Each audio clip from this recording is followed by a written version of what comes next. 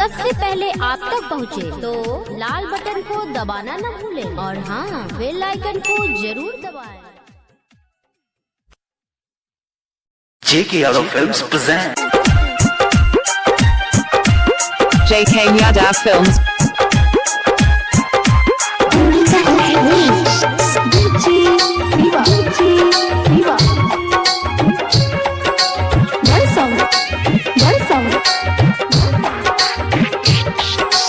Music by DJ Umesh, Shukipur Bazaar. Rimjhim recording studio Simri Bakhtiyarpur.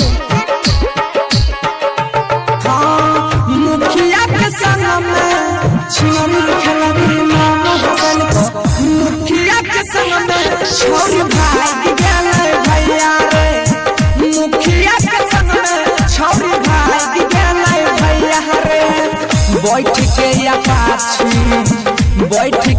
पाछी पीछू लाग गेले भैया रे मुखिया के संग में छोरी भाई गेले भैया रे मुखिया के संग में छोरिया भाई गेले भैया रे।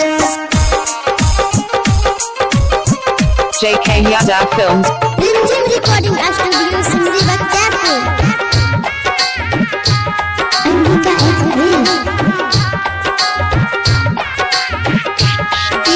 DJ Sunny, DJ Sunny. Music by DJ Umesh, Shukipur Bazaar.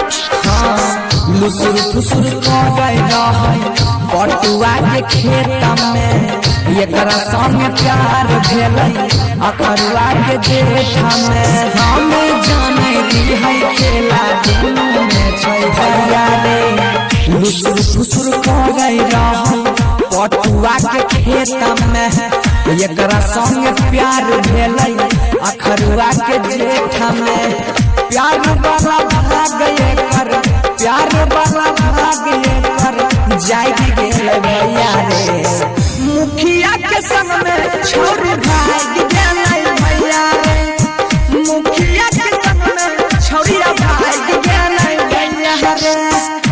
JK Yadav Films. Rimjhim recording studio Simri Bakhtiyarpur. Ambika HD DJ Siva, DJ Siva. Barsam.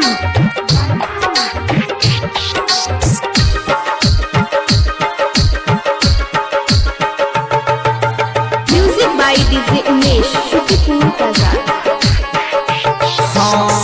Pashupati देखै रहल दुनू टाक चाल पंचायत भवन में एकर रगड़ दिल गाल बाजा में धके सटल रहल दुनू टाके बारै भैया वकीली जी देखै रहल दुनू टाक चाल पंचायत भवन में एकर रगड़ दिल गाल सुन लै जे बाप एकर सुन लै जे बाप के धोती लाग गेलो भैया रे मुखिया के संग में छोरिया भाग गेलै भैया रे मुखिया के संग में छोरी भाग गेलो भैया रे।